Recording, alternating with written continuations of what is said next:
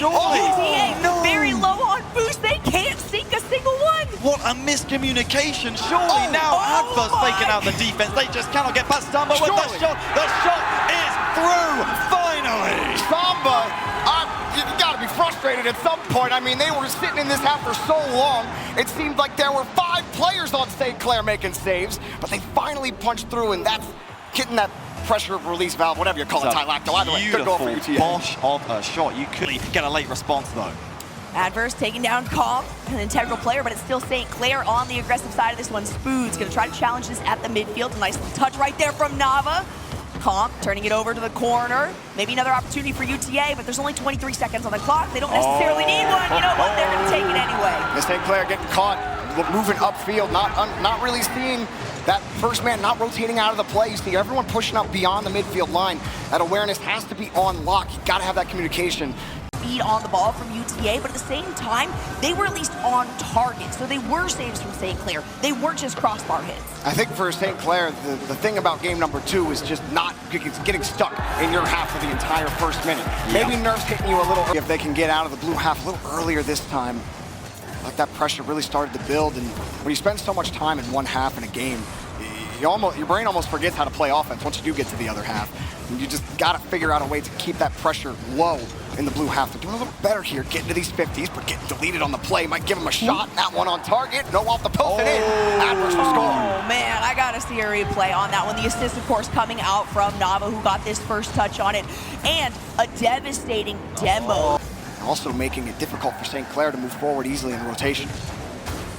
Comp maybe looking for something here.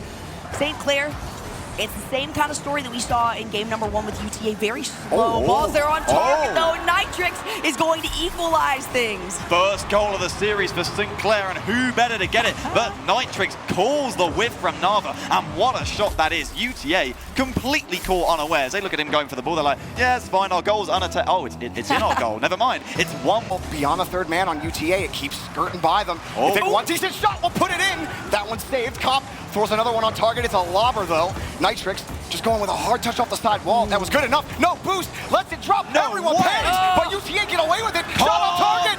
Goal! My goodness, UTA, the scramble on the defense, playing with hot potato here. All 3 jump and no contact. The shot from Comp, and St. Clair from behind, pulling out in front. And this is the break. Trying to keep control as time expires, and UTA have one last push. Boost control heavily in favor of UTA, but I gotta say Nitrix has been at 0 so much of this game, and he's still been able to make the proper rotations necessary. Again, this is a sub that is called not see often. A bad vehicle turn right there towards the end. Samba not getting the touch that he needs. And again, the speed, the closer the ball seems to get to the blue goal side here for St. Clair, UTA, it seems like is slowing down every single time. No way! No way! The double touch, and he gets it past 2 defenders to sink the first goal. My goodness, Comp with a sizzle of sensational here with a double touch to the bottom corner. St. Clair with the opener. Adverse went for the read on the double tap. You see him jump to the play and be in the right position, recognizing where that ball is going to go, is really throwing UTA off. They're trying to get fancy angles, they're trying to get fancy touches, and we're seeing more whiffs out of UTA than we expect to see. Another shot on goal. Open. A minute 33 on the clock, it's 2-0. UTA, what has happened? Nava getting dunked, and yet no teammates about. They're so desperate for the equalizer that they end up going down 2. Jorby, this is way too early to call, but I can tell. Don't call it. Don't do that. Somebody's paying with his life for it. Spood again getting under their skin as Nitrix plays it back. I don't think Spood wants any of that, but he's now in the 1v1. Samba popping up over one, gets the dunk, gets the push. UTA back within 1. Well, you're absolutely right. He did not want that 1v1. Not the best touch from Nitrix, and Comp tries to get the demo. And Spood, that's an impossible situation to be in front with Samba. You got to get the time. You got to find a way to get under the ball, push it up above the crossbar. Otherwise, it's so easy to get bumped in that situation, which is exactly what happened. Exactly what happened, and match point in the next game. Huge communication there, Comp calling off his team at a critical moment, and talk about critical dying seconds here for UTA. The ball is in the wrong side of the field. It's Samba just booming it, banging it downfield. Comp will take it, Comp will kill it. St. Clair getting these shots on goal, but again, honestly, I love the speed that UTA normally plays with. They got to take a step back, maybe do a little bit of self-reflection on what they can work with, because St. Clair has the momentum moving forward.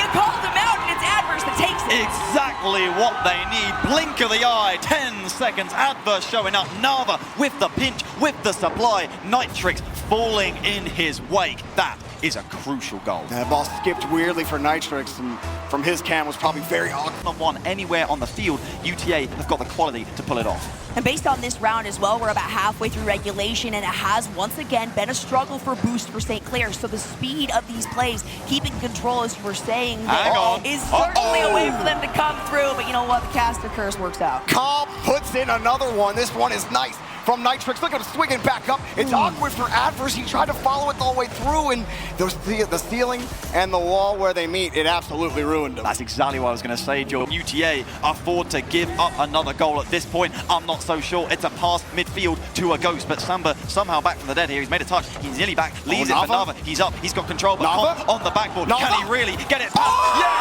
he can!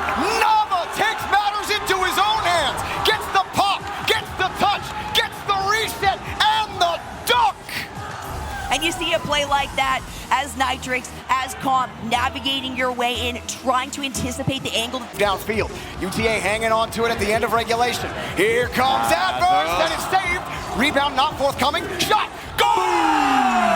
And look at Adverse there, chopping down the defense. Everyone having to commit. In comes Samba, and he sends us to game 5. And it's an interesting thing, too, because the defense looking a little bit scattered there towards the end for St. Clair.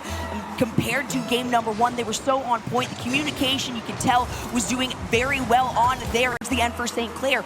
Compared to game number 1, they were so on point. The communication, you could tell, was doing very well on their end because we didn't see double commits. We didn't see any self-team bumps. Right here at the end, St. Clair, they might be shaking a little bit. We got ourselves one. On that last push from UTA, 2 players just sent. Second and third man just dove at the ball, and it left the back door wide open. St. Clair literally got away with that. 2 times now, UTA could have taken the lead, but here comes St. Clair. He's got the 50. Oh, he fakes him out. Trying to wipe around, he's got the boost. Puts it up in front of the box. Takes it down. Oh, God, he took it into his own hands. Against the runner play. Does not care. You give St. Clair one chance, they will snatch it. These are the exact types of setups that UTA has been doing. Time is expiring. UTA pushing forward. One more chance, but they're not even near the ball. Off the corner. Give it up for Adverse.